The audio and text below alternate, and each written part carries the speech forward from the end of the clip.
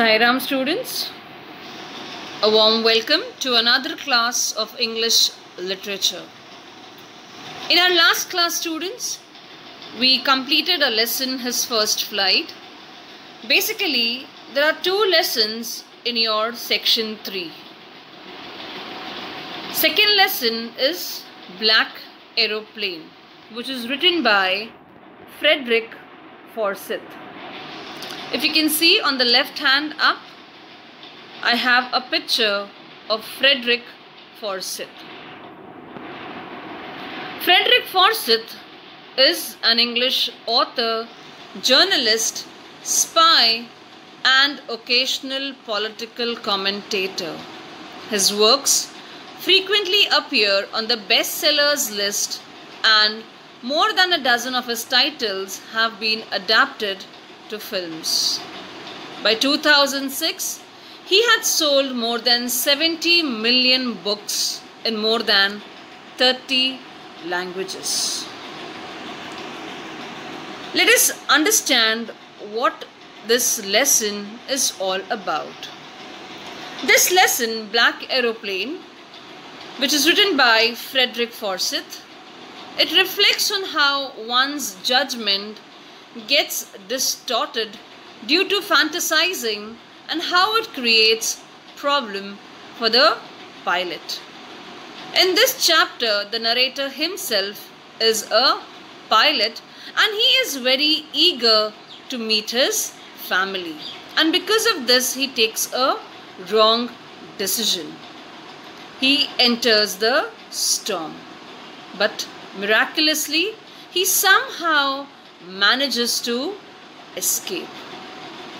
So let's get started with this lesson, students, and understand what exactly happened to the pilot. Before I proceed, students, it's a gentle reminder for all of you to keep your book and a pen handy to jot down all the important points and the important words. So let's begin with our lesson, students. The moon was coming up in the east behind me, and stars were shining in the clear sky above me. There wasn't a cloud in the sky. I was happy to be alone high up above the sleeping countryside. I was flying my old Dakota aeroplane over France back to England. So he says that the moon was coming up in the east. Okay, behind me. When he says behind me, which means he is heading towards the west direction. And the stars were shining in the clear sky above me. So he could not see any clouds. There wasn't a cloud in the sky. And he was feeling very happy. It was a safe he was flying very safely and comfortably. I was happy to be alone high up above the sleeping countryside.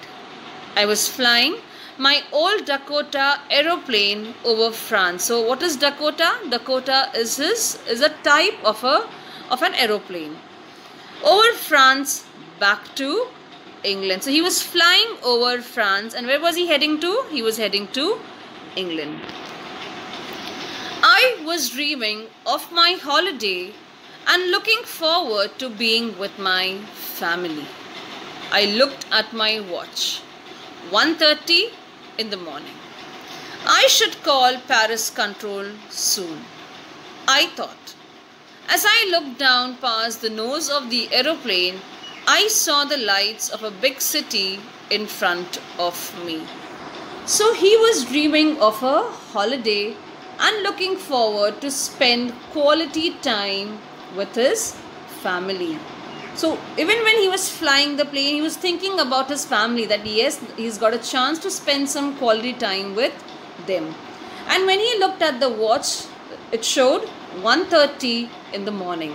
So he decided, let me give a call to the Paris control room. So he looked down past the nose. Nose is the tip of the aeroplane, the front portion. From there he looked down, and what did he see? He saw a big city. He saw the lights of the big city in front of him.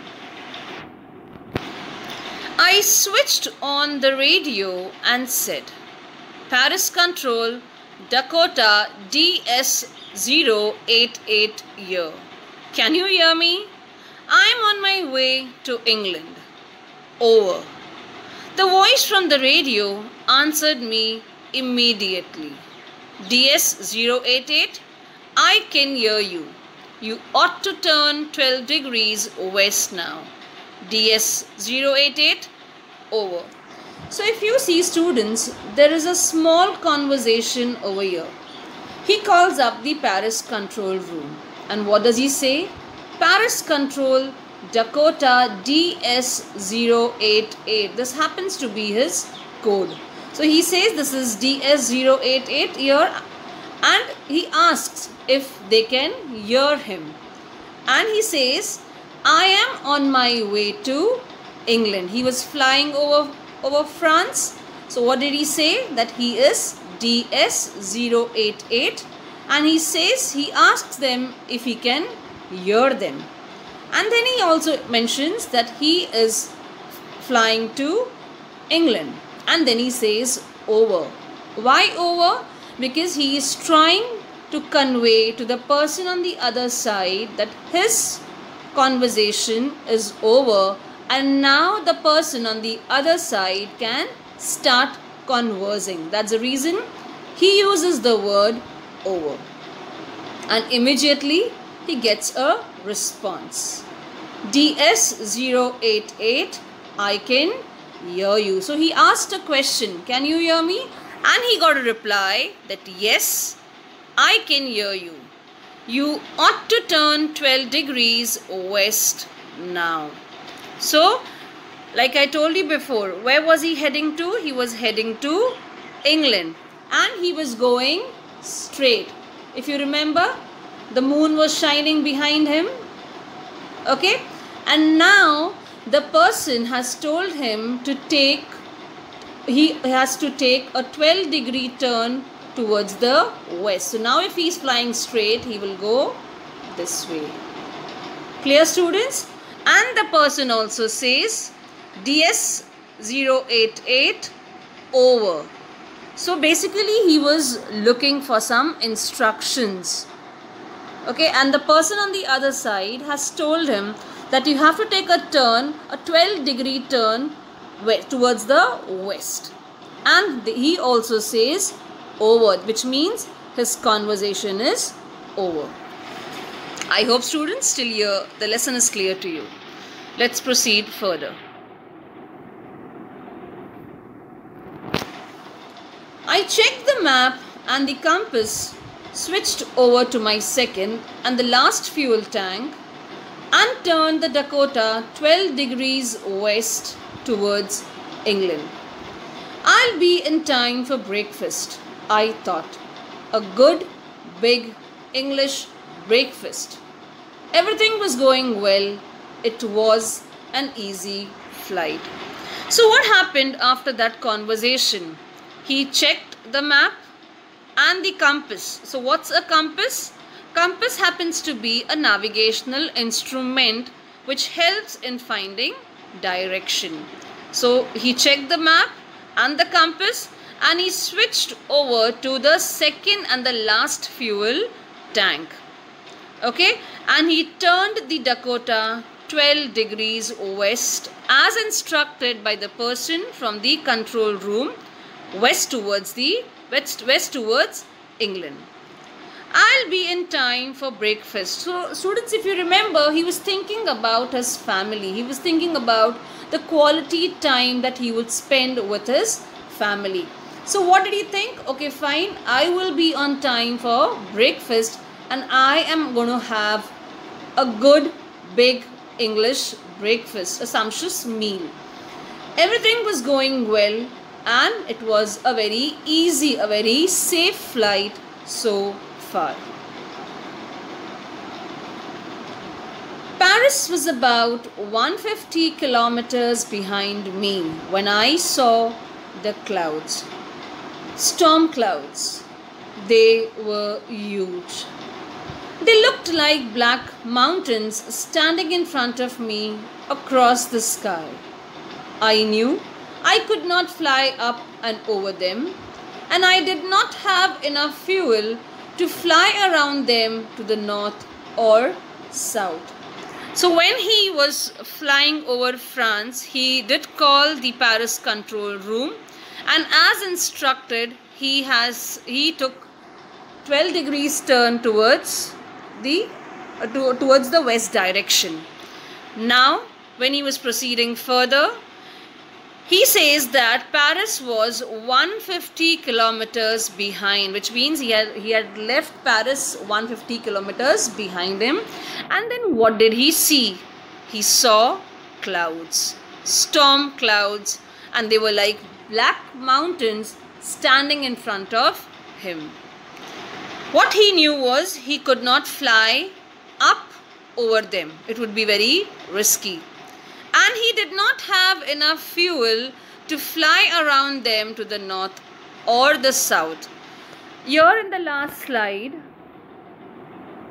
I did mention that he switched over to the second and last fuel tank. Okay, which means it's an indication that even fuel, he was running low of fuel. Okay, that's the reason he says over here that he did not have enough of fuel because the last tank was on now. So he did not have enough of fuel to fly around in the north or the south direction. I ought to go back to Paris, I thought, but I wanted to get home. I wanted that breakfast. I'll take the risk, I thought, and flew that old Dakota straight into the storm. He didn't understand. Paris was 150 kilometers behind him. Okay, he knew he could not go above the clouds. He could not go round and round the clouds because there was not enough of fuel in his plane. So what he decided, then he thought, should I go back to Paris? That question did come to his mind. But then, you remember, I told you he was very happy to, go back home. He wanted to spend that time with his family. He wanted to have a large meal, a large breakfast with his family. So, I wanted to get home. I wanted that breakfast. He was very eager for that breakfast. I'll take the risk. And just because of that, he decides to take that risk. I thought and flew that old Dakota straight into the storm. So now he has decided that he will fly into that storm. He will go directly inside the storm. Inside the clouds, everything was suddenly black. It was impossible to see anything outside the aeroplane. The aeroplane jumped and twisted in the air. I looked at the compass. So what happened inside? Now he has decided he wants to go, he wants to be with his family, he wants to have that breakfast. So what has he decided? To fly inside the clouds. And once he enters the clouds, what does he see? Everything was black, everything was very dark. And it was impossible to see anything outside. It was so dark that he could not see anything outside. What was happening to his plane? His plane was jumping and twisting. Twisting over here is taking curve course in the air. And then what did he do? He suddenly looked at the compass to understand where he was flying, to which direction he was flying. Whether the direction he's flying towards is right or wrong, he didn't understand. Everything was so dark, he couldn't see anything outside. That's the reason he looked at the compass. I couldn't believe my eyes. The compass was turning round and round and round. It was dead. It would not work. The other instruments were suddenly dead too. I tried the radio. Paris control, Paris control, can you hear me? So, when he looked at the compass, what happened was he couldn't believe his eyes. He was shocked. What did he see? The compass was turning round and round. The needle was just going round and round. It was not showing any proper direction. It was dead. It stopped working. The other instruments also were suddenly dead. So he decided to use the radio and call the Paris control room. Paris control, can you hear me? So what he decided to call the Paris control room. So again the same question he asked. Paris control, can you hear me? Okay students, let us stop here for the day and let us wait for our next class to see if there was any help from the Paris control room or if there was any other help at that point of time.